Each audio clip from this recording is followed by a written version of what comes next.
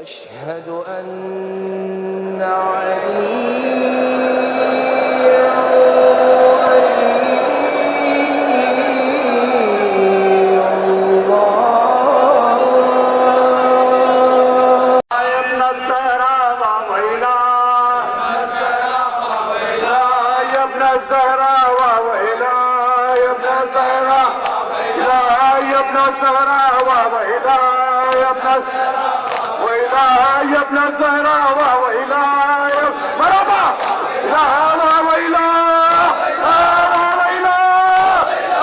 ونعم الوکیل نعم المولا ونعم النصير لا حول ولا قوة إلا بالله العلي العظيم أعوذ بالله من الشيطان اللعين الرجيم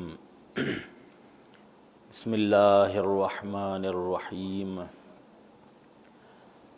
الحمد لله الذي جعلنا من المتمسكين بولاية أمير المؤمنين والصلاة والسلام على سيد المرسلين وخاتم النبيين وشفيع المذنبين مولانا ومولى الكونين جد الحسن والحسين أبي القاسم محمد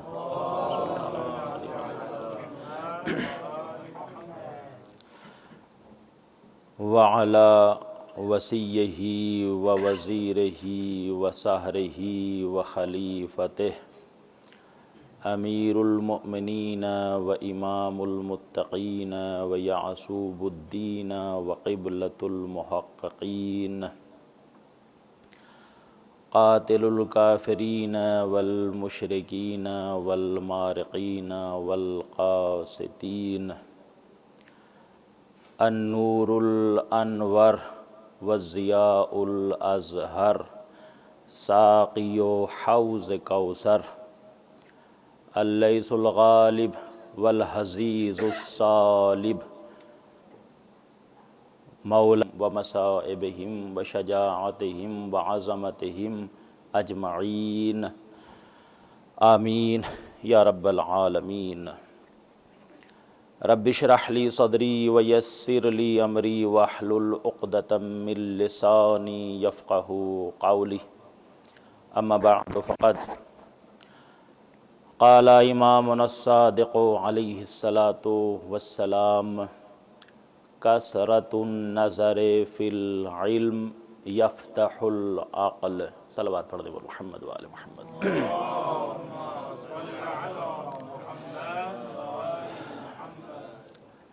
محترم اور مکرم سامعین،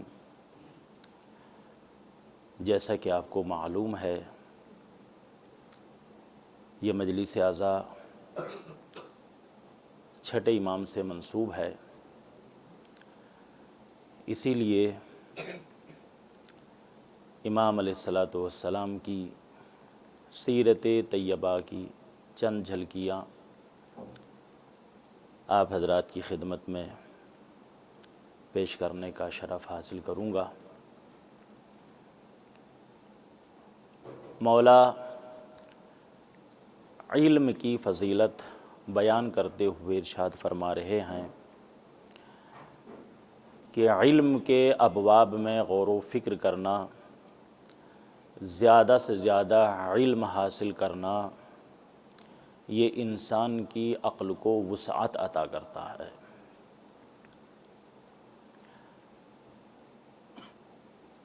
اس سے پہلے کہ میں باقاعدہ طور پر اپنی گفتگو کا آغاز کروں، آپ حضرات سے گزارش ہے اس مجلس اعضاء کی قبولیت اور اپنی اپنی حاضری کی قبولیت کے لیے عظمت اہل بیت پر ایک نعرہ صلوات ارشاد فرما دیں۔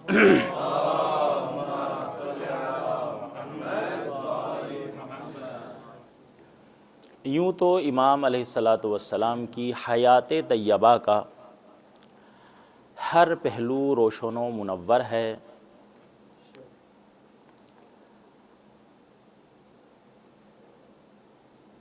امام علیہ الصلاۃ والسلام کی زندگی کا ہر عمل عظیم ہے، لیکن تمام اعمال میں ایک عمل امام کا سب سے منفرد ہے، بے نظیر ہے، بے مثال ہے۔ وہ عمل کون سا ہے؟ وہ عمل ہے دینی اور دنیاوی علوم کی درس و تدریس اور نشر و اشاعت۔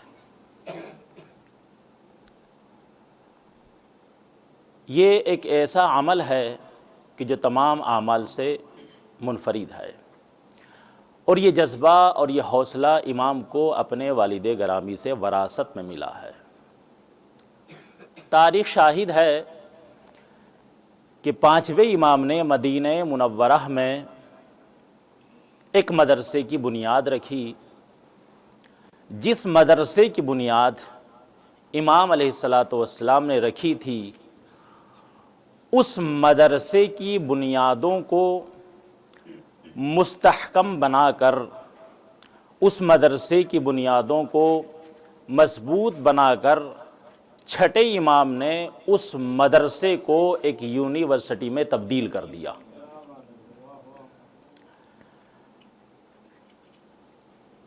آج پوری دنیا میں تمام علماء، فضلاء، ادباء، حکماء، طلباء، منطقیین، نحویین، فلاسفر جتنے بھی ہیں، وہ تمام کے تمام بالواسطہ یا بلا واسطہ اسی یونیورسٹی کے اسٹوڈنٹ کہلاتے ہیں۔ ایک صلوات پڑھ لیں پر محمد و آل محمد۔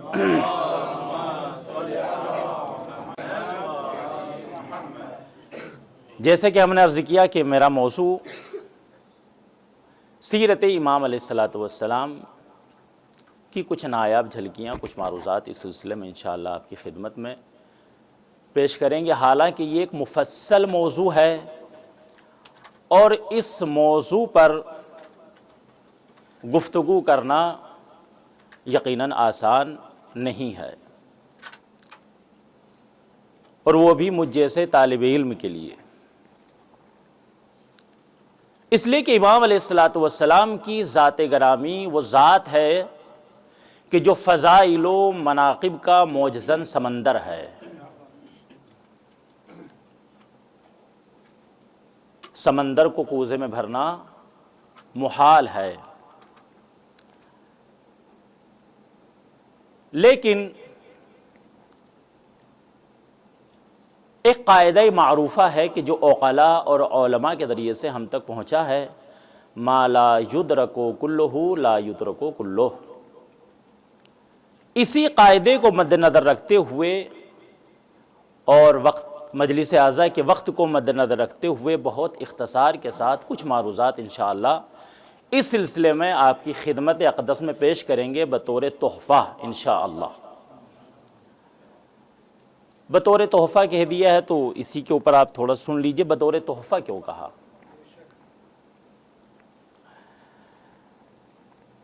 یہ میرے جملے نہیں ہیں، 5ویں امام سے سوال کیا گیا، فرزند رسول یہ بتائیے کہ جب مومنین آپس میں ملاقات کریں تو کیسا ہدیہ دینا چاہیے؟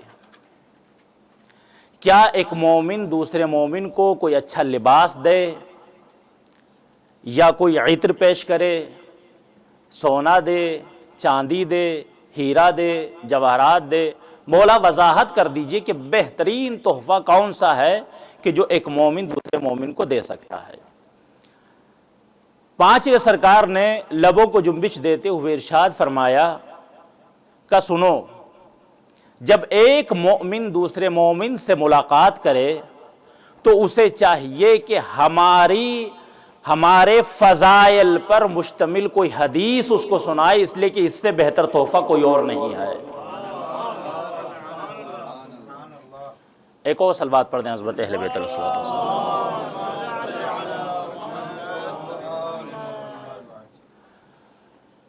صادق آل محمد علیہ الصلوۃ والسلام کی ذات گرامی وہ ذات ہے کہ جس پر دنیا کا ہر ذی شعور انسان فخر کرتا ہے۔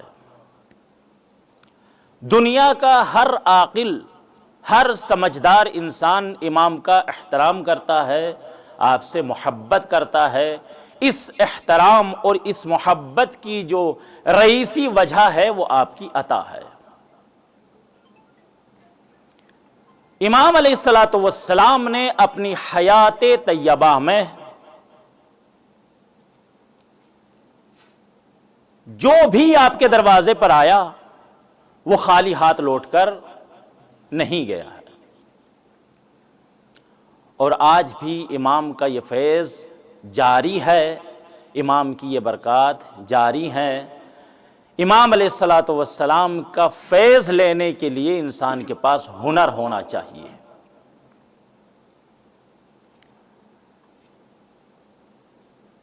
امام علیہ السلام نے اپنی حیات طیبہ میں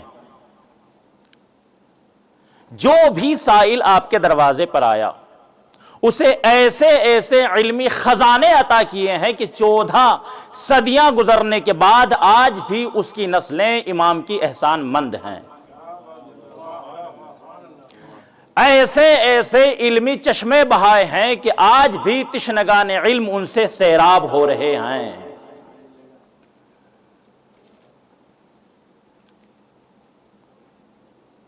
آج ٹیکنالوجی کے ذریعے سے دنیا جو روز بروز ترقی کے منازل طے کر رہی ہے، یہ کس کا فیض ہے؟ قسم خدا کی یہ چھٹے امام جعفر صادق علیہ السلام کا فیض ہے۔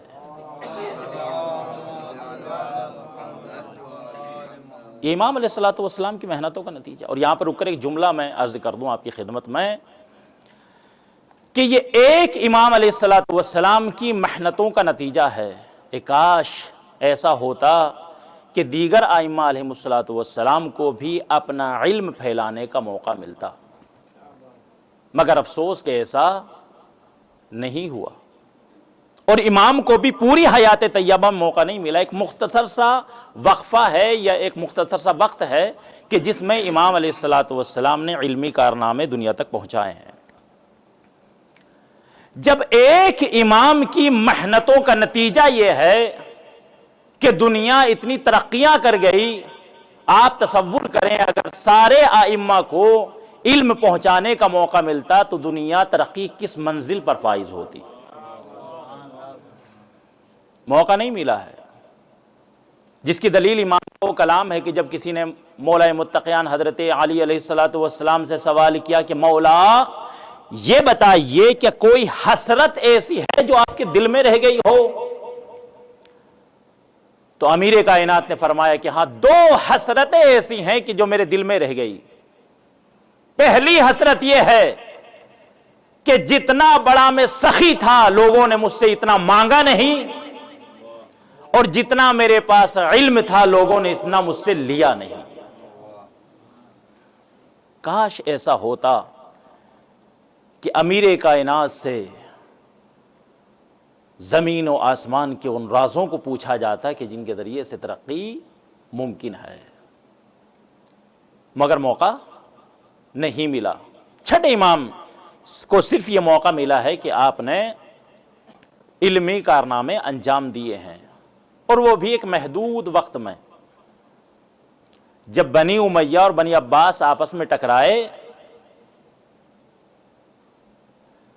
بنی امیہ اپنی حکومت بچانے کی فکر میں تھے، بنی عباس اس حکومت کو لینے کے چکر میں تھے، آپس میں لڑ رہے تھے، جھگڑ رہے تھے۔ امام کو موقع ملا، ادھر وہ لڑائی میں مشغول تھے، ادھر امام علیہ السلام نے علم و حکمت کے چراغ جلانا شروع کیے۔ روشنی بڑھنے لگی، تیرگی چھٹنے لگی، علم کے چشمے میں بہنے لگے، تشنگان علم امام کی خدمت میں آنے لگے، بالکل اسی طریقے سے جیسے شمع کے چاروں گرد پروانے جمع ہو جاتے ہیں۔ امام علیہ السلام نے بھی بلا تفریق مذہب و ملت، امام جانتے تھے کہ آنے والوں میں اپنے بھی ہیں، غیر بھی ہیں، دشمن بھی ہیں، دوست بھی ہیں، موافق بھی ہیں، مخالف بھی ہیں، مگر امام علیہ السلام نے خندہ پیشانی کے ساتھ ہر ایک آنے والے کا استقبال کیا اور محبت کے ساتھ پڑھانا شروع کیا۔ دیکھتے ہی دیکھتے ایک مختصر مدت میں ہزاروں کی تعداد میں امام کے شاگردوں کی تعداد ہو گئی. ایک بہت بڑی تعداد ہے امام علیہ الصلوۃ والسلام کے شاگردوں کی، اور ان شاگردوں کی بھی ایک اچھی بڑی تعداد ہے کہ جو ابرز شاگرد تھے امام جعفر صادق علیہ الصلوۃ والسلام کے، جن میں سے ہیں ہشام بن حکم، محمد بن مسلم، ابان بن تغلب، ہشام بن سالم، مفضل بن عمر، جابر بن حیان، مالک بن انس، سفیان ثوری، سفیان بن عینیہ، زرارہ بن عایون، اور ان کے علاوہ اور بہت سارے ایسے شاگرد ہیں کہ جنہوں نے علمی میدان میں امام کے حکم سے بہترین کارنامے انجام دیے ہیں.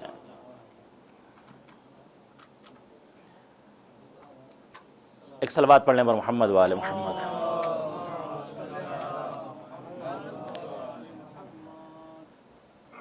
ہشام بن سالم نے 31 کتابیں لکھی اور جابر بن حیان نے 200 سے زیادہ کتاب لکھی. اور جابر بن حیان کی جو شہرت ہے وہ علم کیمیا کے اعتبار سے، اس لیے آپ کو بابائے علم کیمیا بھی کہا جاتا ہے. یہ شاگرد کس کے ہیں، ان کے پاس فیض کن کا ہے؟ کسی اور کا نہیں، آپ کے اور ہمارے چھٹے امام امام جعفر صادق علیہ الصلوۃ والسلام کا فیض ہے. ایک کثیر تعداد ہے آپ کے شاگردوں کی. اور ایک اور ابرز نام تاریخ کا، نعمان بن ثابت کوفی، جسے دنیا ابو حنیفہ کے نام سے جانتی ہے. آپ افاضل تشریف فرمائے جانتے ہیں کہ ابو حنیفہ کون؟ فقہ حنفیہ کا امام. ابو حنیفہ کو حالانکہ مخالفت رکھتا تھا امام سے، اور صرف مخالفت نہیں، مخالفت اور ہے، عداوت اور ہے. اس کی مخالفت بھی تھی، عداوت بھی تھی، مگر جب انسان کو پیاس لگتی ہے تو سیراب ہونے کے لیے اسے پانی کی ضرورت ہے. اسی طرح جب انسان کو علم کی بھوک اور پیاس لگتی ہے تو اسی کے پاس جاتا ہے کہ جہاں سے وہ چیز دستیاب ہو سکے. علم کی بھوک اور پیاس نے تڑپایا، امام کی خدمت میں آیا، استفادہ کرنا شروع کیا، اور امام کی شاگردی پر ابو حنیفہ فخر کیا کرتا تھا، اور کبھی کبھی وجد میں آ کر کہا کرتا تھا لولا السنتان لہلک النعمان. اگر میری حیات کے وہ 2 سال نہ ہوتے کہ جو میں نے چھٹے امام کی شاگرد میں گزارے ہیں تو ابو حنیفہ یقیناً ہلاک ہو جاتا. ابو حنیفہ سمیت جتنے بھی اور 3 امام ہیں اہل سنت والجماعت کے، تمام کے تمام، ذمہ داری کے ساتھ بات عرض کر رہا ہوں، تمام کے تمام بالواسطہ یا بلا واسطہ امام جعفر صادق علیہ الصلوۃ والسلام کے شاگرد ہیں. سب کا منبع ذات امام جعفر صادق علیہ الصلوۃ والسلام. یہ اور بات ہے کہ بعد میں انہوں نے اپنے اپنے راستے الگ کر لیے، مگر تمام کے پاس جو علم ہے وہ چھٹے امام امام جعفر صادق علیہ الصلوۃ والسلام کے فیوز و برکات ہے. عزیزان گرامی، یہاں پر ایک بات عرض کرنا چاہتا ہوں، توجہ کیجیے گا. کبھی کبھی ایک سوال ہوتا ہے ہماری بزم میں بھی اور دوسروں کی مجالس اور محافل میں بھی، کہ کیا وجہ ہے کہ ہماری فقہ کو فقہ جعفریہ کہا جاتا ہے. یہاں پر علماء نے 2 وجہ بیان کی ہیں کہ ہماری فقہ کو فقہ جعفری کہا جاتا ہے. لیکن اس سے پہلے ذرا سا مقدمہ آپ کی خدمت پیش کر دوں تاکہ بات واضح ہو جائے. جب بنی امیہ اور بنی عباس ہوس اقتدار میں ایک دوسرے کے ساتھ لڑنے میں مشغول تھے، امام علیہ الصلوۃ والسلام نے یہ موقع غنیمت جانا. ادھر وہ لڑنے میں مشغول تھے، ادھر امام علیہ الصلوۃ والسلام نے پوری آب و تاب کے ساتھ درس و تدریس کا سلسلہ شروع کر دیا.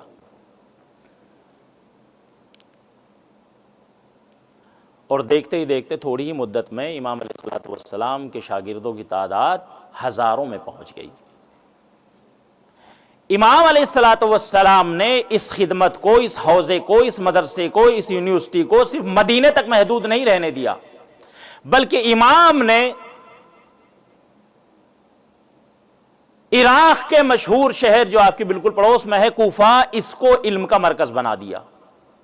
مورخین بیان کرتے ہیں کہ امام علیہ السلام نے جب کوفے کو علم کا مرکز بنایا تو 900 علمی حلقے تھے جو مسجد کوفہ میں ایک وقت میں حاضر ہوا کرتے تھے۔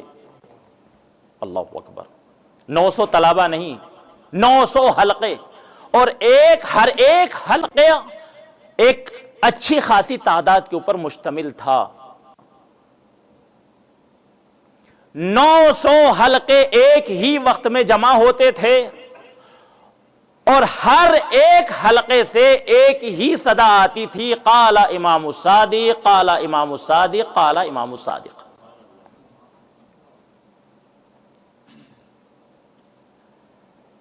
امام علیہ السلام نے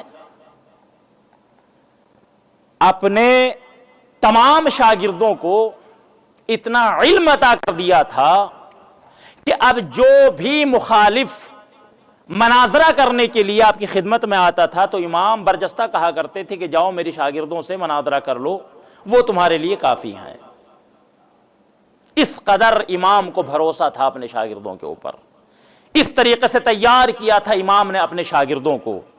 جب یہ پہلا وجبہ تیار ہو گیا، توجہ کیجئے گا عزیزان گرامی، جب یہ پہلا وجبہ تیار ہو گیا اور امام کو پورا بھروسہ ہے ان کی قابلیت پر، تو امام علیہ السلام نے حوضے سے نکلنے والے ان فارغ التحصیل طلباء کو فراموش نہیں کیا،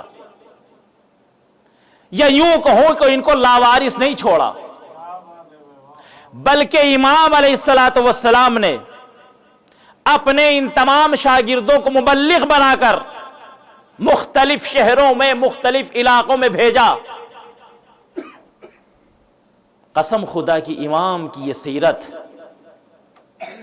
ہمارے تمام بزرگان حوزہ اور تمام ذمہ داران حوزہ کے لیے ایک بہترین مشعل راہ ہے کہ اگر آپ یہ دیکھ رہے ہیں کہ ہمارے بعض طلباء اس قابل ہو گئے ہیں کہ جا کر وہ قوم کے اندر علوم اہل بیت علیہم السلام کی نشر و اشاعت کر سکتے ہیں، تو یقیناً ان کے لیے راہ تبلیغ کو ہموار ہونا چاہیے۔ امام علیہ السلام نے لاوارث نہیں چھوڑا ہے، فراموش نہیں کیا، بھیجا دوسرے شہروں میں، جاؤ جا کر تبلیغ کرو، جو پڑھا ہے اس کو پہنچاؤ۔ پھیل گئے پوری دنیا میں آپ کے شاگرد، ہر شہر، ہر علاقے، ہر گلی اور ایک کوچے کے اندر مدرسے لگنے لگے، دروس کا سلسلہ شروع ہوا، ہر ایک حلقے درس سے ایک ہی آواز آتی تھی، قال امام الصادق، قال امام الصادق، قال امام الصادق۔ ہمارے علماء فرماتے ہیں کہ چونکہ ہماری فقہ امام جعفر صادق کے نام سے مشہور ہوئی ہے، اس لیے ہماری فقہ کو فقہ جعفری کہا جاتا ہے۔ ایک صلوات پڑھ لیں محمد والے محمد۔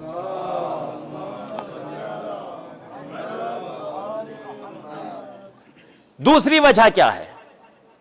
میں نے کہا تھا کہ دو وجہ ہیں کہ جس کی وجہ سے کہا جاتا ہے۔ دوسری وجہ کیا ہے؟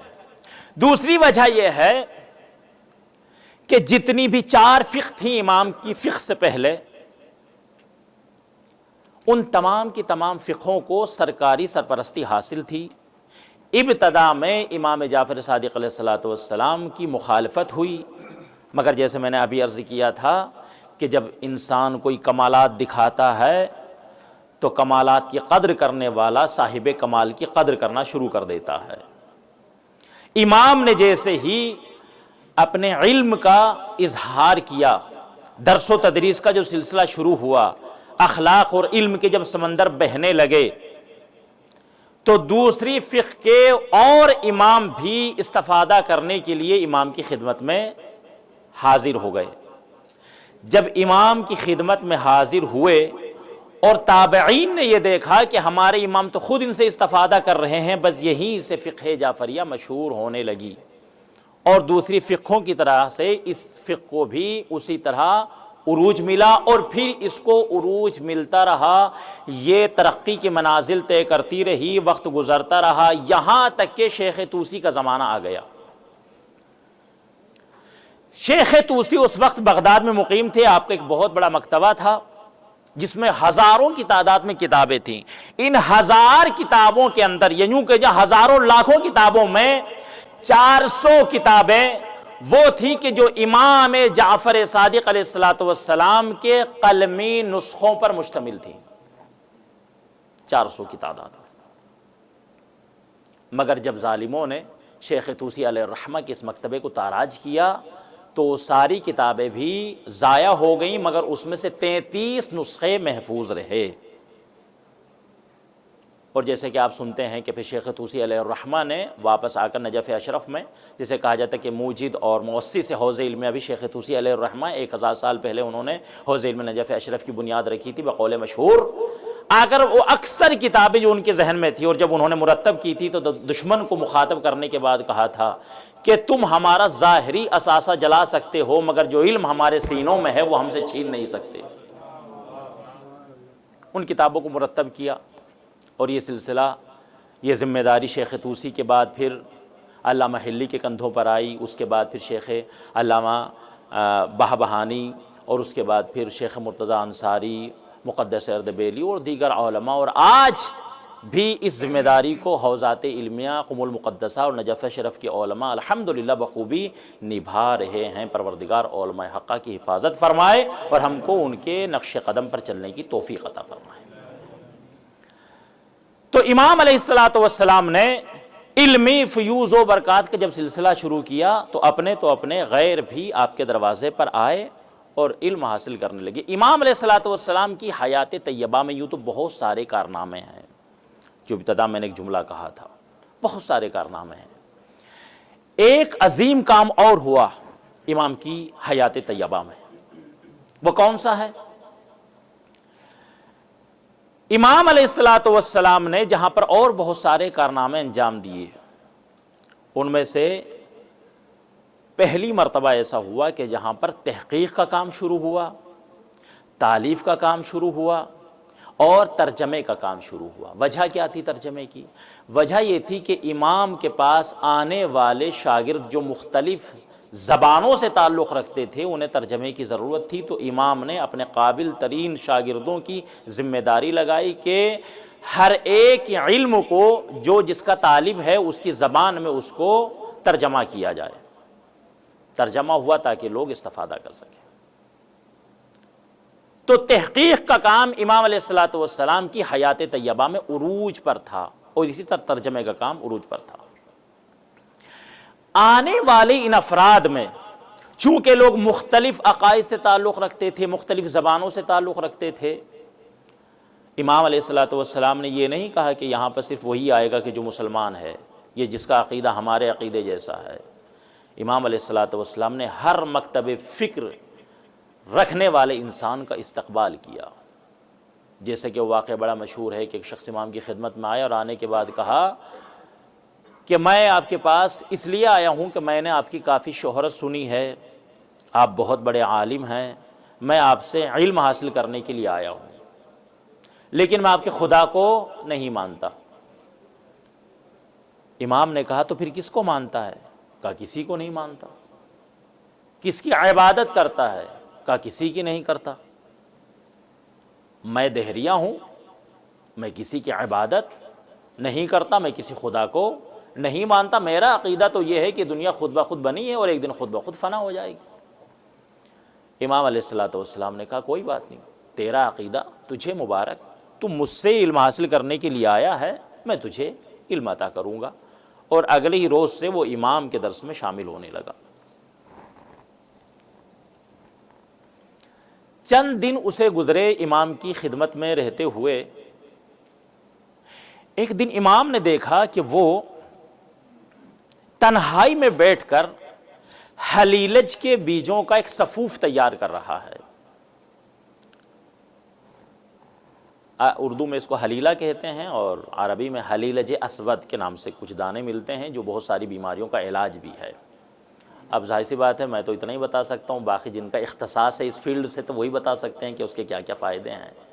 حلیلے کے بیجوں کا، شبیر آغا صاحب پہنچ گئے ہیں جہاں لے جانا چاہتے، صلوات پڑھ لیں محمد والے محمد۔ وہ حلیلج اسود کے دانوں کو پیس رہا، اس کا صفوف تیار کر رہا ہے۔ امام نے دیکھا اور امام نے اپنے دل میں کہا کہ آج بہترین موقع ہے اسے ہدایت کا راستہ دکھانے کا۔ امام اس کے قریب آئے، اس کا نام لے کر کہا کیا کر رہے ہو؟ وہ کہتا ہے کہ مولا آپ نے کل کے درس میں بیان کیا تھا، چونکہ یہ طبیب بننے کے لیے آیا تھا، علم طب سیکھنے کے لیے آیا تھا، اور امام اس کو علم طب سکھا رہے تھے۔ کہ مولا کل کے درس میں آپ نے بیان کیا تھا کہ حلیلج اسود کا صفوف بنا کر اگر استعمال کیا جائے تو یہ بہت ساری بیماریوں کا علاج ہے، خصوصاً جتنی بھی جلدی بیماریاں ہیں ان تمام کا اس میں علاج ہے، اللہ نے شفا رکھی ہے۔ آپ نے بیان کیا تھا کہ اس کے اندر شفا ہے، لہٰذا میں صفوف تیار کر کے ایک تجربہ کرنا چاہتا ہوں۔ امام علیہ الصلوۃ والسلام نے فرمایا کہ کیا میں تجھ سے ایک سوال کروں؟ اس نے ہاتھوں کو جوڑ کر کہا فرزند رسول میں آپ کا شاگرد ہوں، آپ میرے استاد ہیں، استاد کا حق ہوتا ہے اپنے شاگرد سے سوال کرے۔ جتنا میں نے آپ سے پڑھا ہے، جتنی میری استطاعت علمی ہے اس کے اعتبار سے میں آپ کی خدمت میں جواب پیش کروں گا۔ امام نے کہا کہ مجھے یہ بتا کہ دنیا میں بیج پہلے آیا ہے یا درخت؟ اس نے تھوڑا سوچا اور امام کی طرف دیکھ کر کہتا ہے کہ بیج پہلے آیا ہے۔ امام نے فرمایا کہ کون سے درخت سے گرا؟ اب یہ خاموش ہو گیا۔ کہتا ہے کہ پھر درخت پہلے آیا ہوگا۔ امام نے کہا اگر درخت پہلے آیا ہے تو کون سے بیج سے اگا؟ اب یہ لاجواب ہو گیا، اس نے اپنے سر کو جھکا لیا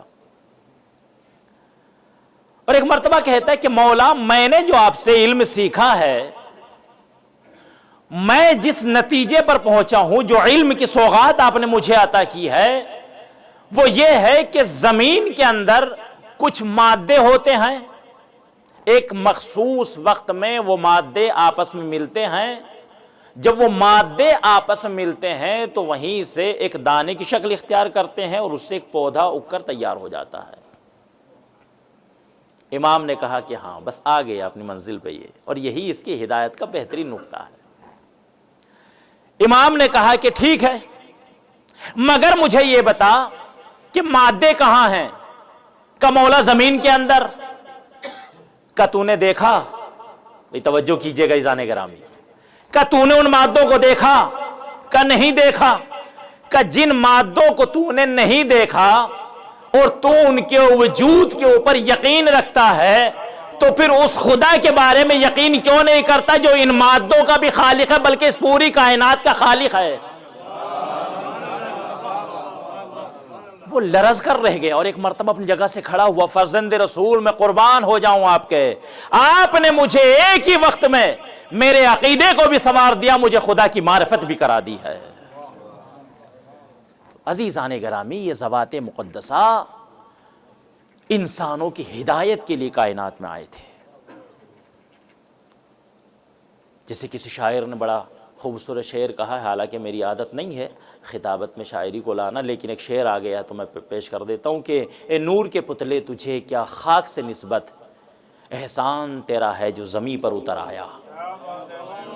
یہ ذوات مقدسہ، ان سے بھلا کسی آئرہ غیرہ کا تقابل بھلا کیسے ہو سکتا ہے؟ یہ ذوات مقدسہ اور ہیں، یہ نور ہیں، تم تراب ہو، نور اور تراب کا کوئی تقابل نہیں ہوتا ہے۔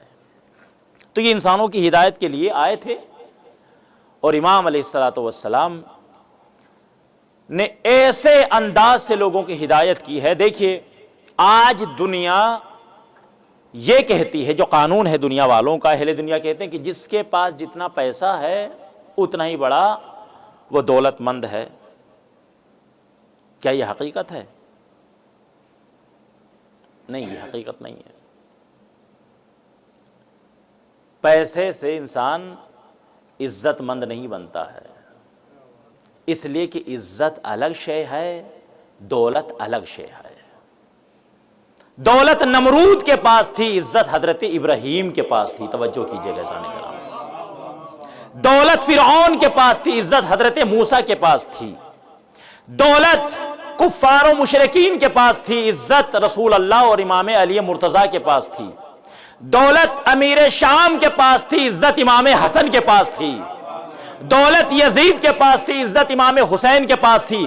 دولت منصور دوانقی کے پاس تھی، عزت امام جعفر صادق علیہ السلام کے پاس تھی۔ دولت الگ شے ہے، عزت الگ شے ہے۔ حقیقت کیا ہے؟ ایک جملہ عرض کرنا چاہتا ہوں، توجہ کیجئے گا۔ دنیا کی سب سے بڑی فقیری کا نام ہے جہالت، اور دنیا کی سب سے بڑی دولت کا نام ہے علم۔ امام علیہ السلام نے کسی کو یہ نہیں کہا درہم لے جاؤ، دینار لے جاؤ، سونا لے جاؤ، چاندی لے جاؤ، کہا تمہیں علم دے کر اس قابل بنا دوں گا کسی کے محتاج نہیں رہو گے۔ صلوات پڑھ دیں بر محمد و آل محمد۔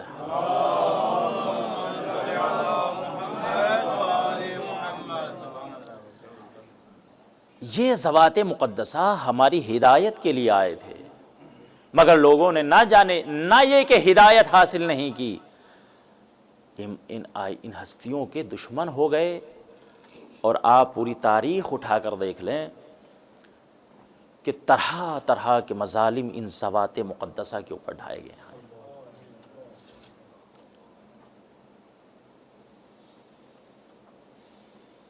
حتیٰ کہ بنی امیہ کہ جو رشتہ داری کا ایک پرچار کیا کرتے تھے اہل بیت علیہ السلام سے، کتنے مظالم ڈھائے انہوں نے۔ اور بنی عباس کے جو حکومت میں ہی بنی ہاشم کا سہارا لے کر آئے تھے، یہی تو ایجنڈا تھا ان کا۔ بھئی یہی ہوتا ہے کہ جب انسان کوئی بڑا کام کرنا چاہتا ہے تو کسی مقدس چہرے کو وہ ضرور اپنے ساتھ رکھتا ہے تاکہ لوگ اسے دیکھ کر ہماری طرف مرعوب ہو جائیں۔ ان کا ایجنڈا یہ تھا کہ چونکہ بنی امیہ نے مظالم ڈھائے ہیں بنی ہاشم کے اوپر، لہٰذا ہم ان مظالم کا بدلہ لینا چاہتے ہیں، یہ ایک فاسد حکومت ہے، اس کو ختم کیا جائے۔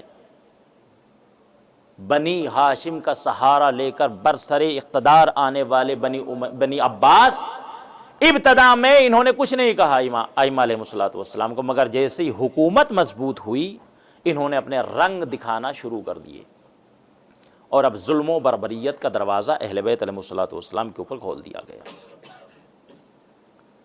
کتنے مظالم ڈھائے چھٹے امام؟ ان تمام مظالم میں سے ایک ظلم جو بہت مشہور ہے کہ امام علیہ السلام کے گھر میں رات کے وقت آگ لگوائی گئی۔ مولا آپ سب کو سلامت رکھیں، پروردگار ہم سب کی توفیقات خیر میں اضافہ کریں۔ بس میں نے آپ کی زحمتوں کو تمام کیا۔ مصائب کے چند فقرے۔ شب شہادت امام جعفر صادق علیہ السلام ہے، امام کے گھر میں آگ لگی۔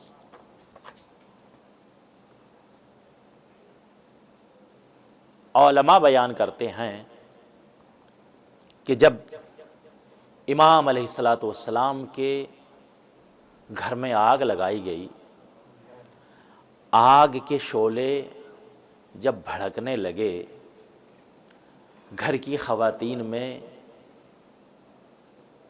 خوف طاری ہو گیا، گریہ کی آوازیں بلند ہو گئیں، اور مخدرات عصمت و طہارت اپنے چھوٹے چھوٹے بچوں کو لے کر ایک حجرے سے دوسرے حجرے میں، دوسرے حجرے سے تیسرے حجرے میں، امام علیہ السلام اپنے بچوں کو بچانے کی فکر میں تھے۔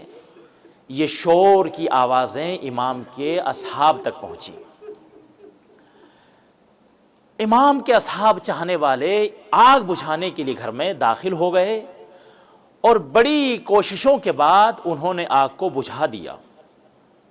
ادھر امام علیہ السلام نے تمام خواتین اور بچوں کو ایک محفوظ مقام پر بٹھا دیا، ادھر آگ بجھائی جا رہی تھی، امام صحن خانہ میں زمین پر بیٹھے ہوئے تھے۔ جب اصحاب باوفا آگ بجھا کر فارغ ہوئے تو آ کر امام کے سامنے زمین پر بیٹھ گئے۔ امام اپنا سر جھکائے ہوئے گریہ کر رہے تھے، اصحاب بھی ساتھ ساتھ میں گریہ کرنے لگے۔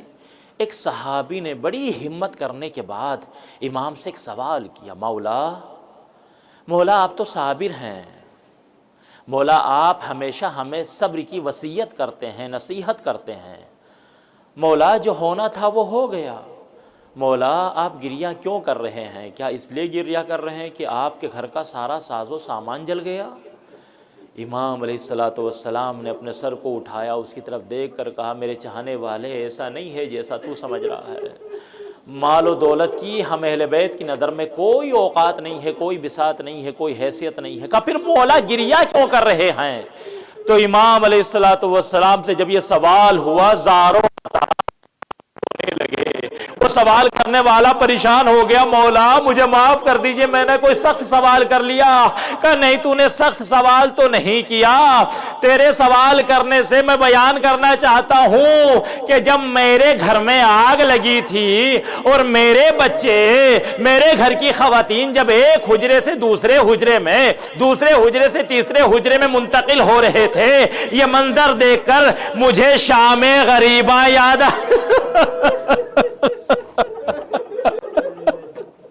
مجھے شام غریبہ یاد آ گیا، جہاں پر مخدرات عصمت و طہارت اور چھوٹے چھوٹے بچے ایک خیمے سے دوسرے میں، دوسرے سے تیسرے میں، تیسرے سے چوتھے میں، ارے جب کوئی خیمہ نہیں بچا، بیبیوں نے اپنے منہ اپنے بالوں سے چھپائے ہوئے تھے، جب لعینوں کے اپنے قریب آتے دیکھا تو ایک مرتبہ بنی ہاشم کے شیروں کو آواز دی، اے بنی ہاشم کے شیروں، اے ہمارے عباس، اے پردے کے محافظ، جب مدینے سے لائے تھے بڑی شان سے لائے تھے، اب ہمیں ظالموں سے جزاکم اللہ خیر الجزاء۔ امام علیہ السلام گریہ کر رہے ہیں، میں ہاتھوں کو جوڑ کر عرض کروں گا، مولا یقیناً آپ مظلوم ہیں، مولا آپ کے گھر میں بھی آگ لگائی گئی، مولا خیموں کو بھی جلایا گیا، مگر اے میرے مولا ایک گھر اور ہے جسے مدینے میں جلایا گیا، اور وہ گھر کسی اور کا نہیں، آپ کی جدہ ماجدہ حضرت فاطمہ زہرا کا گھر ہے، مگر میرے مولا آپ کا گھر جلنے میں اور خیمہ جلنے میں اور زہرا کا گھر جلنے میں بڑا فرق ہے۔ اے مولا جب آپ کے گھر میں آگ لگائی گئی، آپ کے گھر کی کوئی خاتون جلتے ہوئے دروازے کے پیچھے نہیں تھی، اے میرے مولا آپ کے گھر کی کسی خاتون پر جلتا ہوا دروازہ نہیں گرایا گیا، مگر ہائے مظلومی زہرا، زہرا پر جلتا ہوا دروازہ، زہرا کی پسلیاں ٹوٹی، ابھی جناب زہرا زمین پر تڑپ رہی تھی، ایک ظالم آگے بڑھا، جتنے سید زادے میرے بھائی بیٹھے ہیں میں ان سے معافی مانگ کر یہ سخت مصائب کا فقرہ کہنا چاہتا ہوں کہ امام علیہ السلام میرے مولا آپ کی مظلومی بڑی عظیم ہے، مگر یہ مظلومی اس کا کوئی جواب نہیں۔ اے میرے مولا جب شہزادی زمین پر تڑپ رہی تھی، ایک ظالم آگے بڑھا، اس کا نجس ہاتھ اٹھا، اتنا زور سے شہزادی کے رخسار پر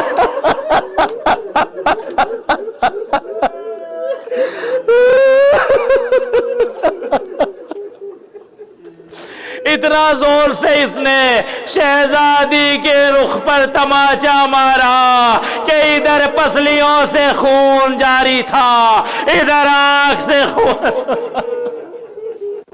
جزاکم اللہ خیر الجزاء۔ میں کہوں گا مولا یقیناً آپ بڑے مظلوم ہیں، مولا آپ کے گھر میں آگ لگائی گئی، مگر اے میرے مولا جب آپ کے گھر میں آگ لگائی گئی کسی ظالم نے آپ کے گلے میں رسی کا پھندا تو نہیں ڈالا، مگر ہائے رے مظلومی حیدر کرار، چھوٹے چھوٹے بچوں کے سامنے علی کے گلے میں رسی کا پھندا